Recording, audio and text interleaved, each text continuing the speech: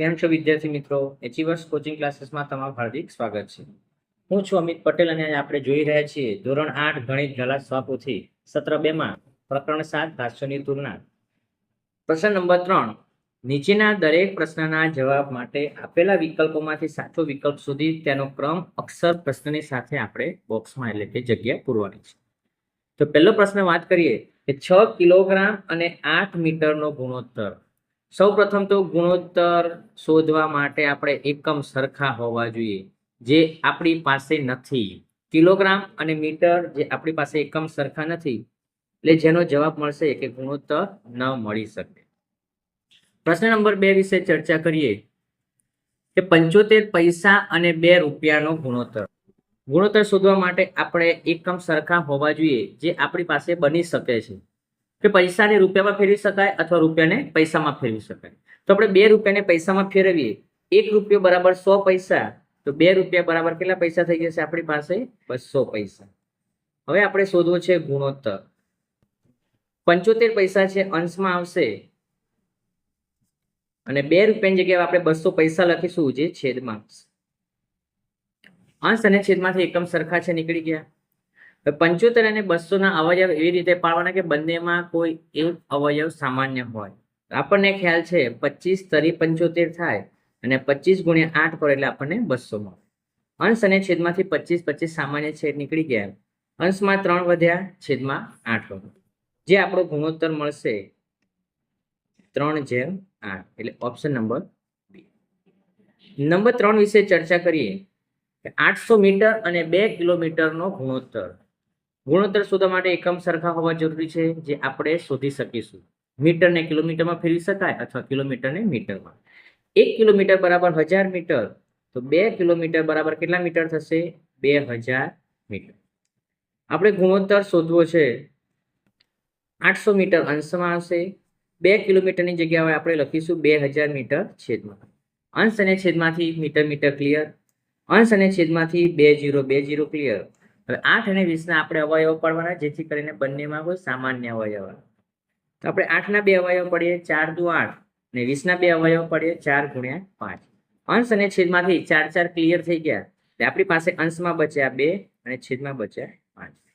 જે ગુણોત્તર આપણને મળશે 2/5, ઓપ્શન નંબર 4 વિશે ચર્ચા કરીએ કે 50 સેમી અને 2 મીટરનો ગુણોત્તર. સેમી અને મીટરમાં ફેરવી શકાય અથવા મીટરને સેમીમાં ફેરવી શકાય. તો 1 મીટર બરાબર 100 સેમી, તો 2 મીટર બરાબર કેટલા સેમી થશે આપણી પાસે? 200 સેમી થશે. આપણે શોધવો છે ગુણોત્તર. 50 સેમી અંશમાં આવશે, છેદમાં 2 મીટરની જગ્યાએ આપણે કેટલા સેમી લખીશું? 200 સેમી લખીશું. અંશ અને છેદમાંથી એકમ ક્લિયર થઈ ગયા. 200 ને 50 વડે ભાગીને આપણને ખબર છે 4 મળે. અંશમાં આપણી પાસે કઈ નથી, એટલે 1, છેદમાં કેટલા બચ્યા? 4. જે ગુણોત્તર આપણને આપશે 1/4, એટલે કે ઓપ્શન નંબર બી. નંબર 5 વિશે ચર્ચા કરીએ કે 400 ના 15%.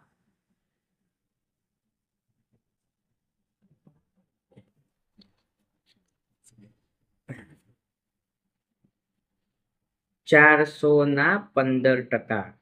નાની જગ્યાએ આપણે ગુણાકારનું ચિહ્ન મૂકવાનું. 15% છે ને અપૂર્ણાંકમાં ફેરવા માટે 100 વડે ભાગવાના. અંશ અને છેદમાંથી 20 ક્લિયર થઈ ગયા, એટલે અંશમાં બચ્યા 4 ગુણ્યા 15, એટલે કે 15 ચોકેલા થશે 60, જે ઓપ્શન નંબર છે આપણી પાસે બી. નંબર 6. ખાલી જગ્યાના 20% બરાબર 180 થાય. તો કે ખાલી જગ્યા એટલે કે x ના 20% બરાબર કેટલા છે આપણી પાસે? 160. તો નાની જગ્યાએ ગુણાકાર, 20% છે ને અપૂર્ણાંકમાં ફેરવા માટે ભાગ્યા 100 વડે તમારે કામ કરવું. 100 ને 20 વડે ભાગો એટલે આપણને કેટલા મળે? 5. તો જે 5 છેદમાં છે બરાબરની બીજી બાજુ ક્યાં જશે? અંશમાં જશે. એટલે કે 160 ગુણ્યા 5 કરો એટલે કે 16 × 85 અને 5 ને 1 0, એટલે આપણી પાસે જે x ની વેલ્યુ મળી કેટલી મળી? 800 મળી, જે ઓપ્શન નંબર 7. 6 પેનની કિંમત 90 રૂપિયા હોય તો 7 પેનની કિંમત ખાલી જગ્યા રૂપિયા થાય. તો આપણે પહેલા સૌ પ્રથમ 1 પેનની કિંમત શોધી લઈએ. તો કે 6 પેનની કિંમત 90 રૂપિયા, તો 1 પેનની કિંમત કેટલી? અંશમાં 1 જશે, છેદમાં 6 ગુણ્યા 90. તો 90 ને 6 વડે ભાગો એટલે આપણને 15 મળે, પણ આ મળશે એ એક પેનની કિંમત 15 રૂપિયા. આપણે જોઈએ છે 7 પેનની કિંમત, તો 15 ગુણ્યા 7 કરો એટલે કે 15 સીતા 105, જે 7 પેનની કિંમત મળશે આપણને 105. નંબર 8, ખાલી જગ્યાના 12% બરાબર 96. ખાલી જગ્યા છે એટલે આપણે ધારી લઈએ x ના 12% બરાબર 96. નાની જગ્યાએ ગુણાકાર, 12% છે ને અપૂર્ણાંકમાં ફેરવવા માટે 12 ને 100 વડે ભાગીશું, બરાબર 96. x બરાબર છેદમાં 100 છે, 96 ની બાજુમાં જશે એટલે કે ગુણાકાર અંશમાં, 96 ગુણ્યા 100 ના છેદમાં 12. 96 ને 12 વડે ભાગીશું એટલે આપણને ખબર છે 8 મળે, જે અંશમાં 8 અને 100 નો ગુણાકાર થશે એટલે x બરાબર થશે આપણી પાસે 800. Option number D. નંબર 9, 1600 નું ખાલી જગ્યા ટકા લેખે 2 વર્ષનું સાદું વ્યાજ 256 થાય. 1600 એ આપણી માટે બને છે પી. ટકા આપણી પાસે નથી, રેટ ઓફ ઇન્ટરેસ્ટ જે આપણે શોધવાના છે. 2 વર્ષ એટલે કે નંબર ઓફ ટાઈમિંગ છે, અને વ્યાજ એટલે કે I બરાબર 256.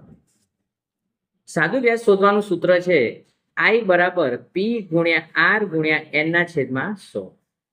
હવે આપણે શું જોઈએ છે? R જોઈએ છે. R ને એકલો પાડવો હોય તો છેદમાં 100 છે, I ની બાજુમાં જશે એટલે 100 ગુણ્યા I. P અને N જે બરાબરની ડાબી બાજુ એટલે કે છેદમાં જશે એટલે કે P ના ગુણ્યા N, એટલે R નું સૂત્ર થઈ ગયું 100 ગુણ્યા I ના છેદમાં PN. હવે જે વસ્તુ જ્યાં મૂકી હોય ત્યાં આપણે લઈશું. 100 I કેટલા છે આપણી પાસે? 256, તો લખીશું 100 ગુણ્યા 256. P કેટલા છે? 1600, લખીશું 1600.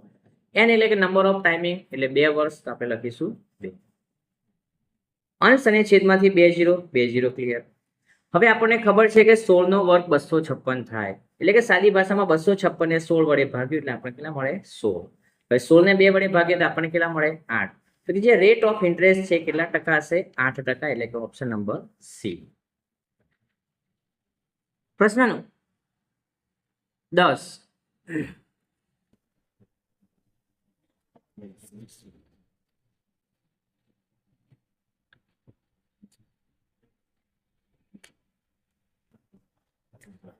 $3000 6% લેખે P બરાબર છે આપણી પાસે 3000 રૂપિયા મુદ્દલ મૂડી કહેવાય. 6% એટલે કે રેટ ઓફ ઇન્ટરેસ્ટ, વ્યાજનો દર છે 6%. ખાલી જગ્યા વર્ષનું એટલે કે આપણી પાસે નંબર ઓફ ટાઈમિંગ નથી. જે સાદું વ્યાજ આપણને આપેલું છે I બરાબર 540. તો આપણે લખવું હોય, n શોધવો હોય તો આપણે ડાયરેક્ટ સૂત્ર વાપરી શકીએ. n બરાબર 100 ગુણ્યા I ના છેદમાં P ગુણ્યા R. 100 I એટલે કે સાદું વ્યાજ કેટલું આપેલું છે આપણને? 540. P કેટલા છે આપણી પાસે? 3000. વ્યાજનો દર કેટલો છે? 6. અંશ અને છેદમાંથી 0 0 ક્લિયર. અંશ અને છેદમાંથી 0 0 ક્લિયર. 54 ને 6 વડે ભાગો એટલે કેટલા મળે? 9 6 54. હવે 9 ને 3 વડે ભાગો એટલે કેટલા મળે? 3. તો n બરાબર આપણને કેટલા મળશે? 3 વર્ષ, એટલે ઓપ્શન નંબર બી. પ્રશ્ન નંબર 11, ખાલી જગ્યાનું 9% લેખે 4 વર્ષનું સાદું વ્યાજ 1440 થાય. એટલે કે આપણી પાસે અત્યારે P નથી, મુદ્દા માલ નથી, મૂડી નથી, રકમ નથી. R બરાબર છે તમારી પાસે 9% વ્યાજનો દર. નંબર ઓફ ટાઈમિંગ છે N બરાબર 4 વર્ષ, અને સાદું વ્યાજ છે I બરાબર 1440. તો આપણે P શોધવું છે તો P નું સૂત્ર લખીશું 100 ગુણ્યા I ના છેદમાં R ગુણ્યા N. 100 I કેટલા છે આપણી પાસે? 1440. Rate of interest 9, number of timing 4. 1440 ને 9 વડે ભાગીએ એટલે આપણને મળે 160. 16 9 144, પાછળ 1 0 એડ થાય. 160 ને 4 વડે ભાગો એટલે આપણને મળે 40. તો P બરાબર 100 ગુણ્યા 40, તો P બરાબર કેટલા થઈ જશે? 4000, જે ઓપ્શન નંબર સી. નંબર 12, 2400 ના ડ્રેસ ઉપર 288 રૂપિયા વળતર મળે છે, તો આ ડ્રેસ ઉપર ખાલી જગ્યા ટકા વળતર મળ્યું કહેવાય. વળતર છે એ મૂળ કિંમત પર આધારિત હોય, છાપેલી કિંમત પર આધારિત હોય. તો આપણે વળતરની ટકાવારી શોધવી છે. તો મૂળ કિંમત કેટલી છે જે છેદમાં હશે? તો કે 2400 રૂપિયા. એ 2400 ઉપર આપણને એટલે 2400 માંથી આપણને કેટલા રૂપિયા વળતર મળ્યું છે? 288 રૂપિયા. આ થયો અપૂર્ણાંક સ્વરૂપ. પણ આપણે શોધવું છે ટકામાં, એટલે એને કેટલા વડે ગુણવા પડશે? 100 વડે ગુણવા પડશે. અંશ અને છેદમાંથી 0 0 ક્લિયર થઈ ગયા. હવે 288 ને આપણે 24 વડે ભાગીએ તો 288 ભાગ્યા 24. 24 એકા 24, 28 માંથી 24 જાય તો 4 ઉપરથી ઉતારે 8, તો 24 દુ 48, 0 0. તો આપણને જે વળતર મળશે કેટલા ટકા મળશે? 12% મળશે, જે ઓપ્શન નંબર ડી. પ્રશ્ન નંબર 13. 5000 નું 2 વર્ષનું 8% એટલે કે ચક્રવૃદ્ધિ વ્યાજ એ સાદા વ્યાજ કરતા ખાલી જગ્યા હોય. તો વિદ્યાર્થી મિત્રો ધ્યાન રાખવાનું, સાદું વ્યાજ અને ચક્રવૃદ્ધિ વ્યાજ સમાન વ્યાજના દરે પહેલા વર્ષ માટે સરખું હોય, પરંતુ બીજા વર્ષ માટે ચક્રવૃદ્ધિ વ્યાજ એ સાદા વ્યાજ કરતા કેવું હોય? વધારે હોય છે. Thank you.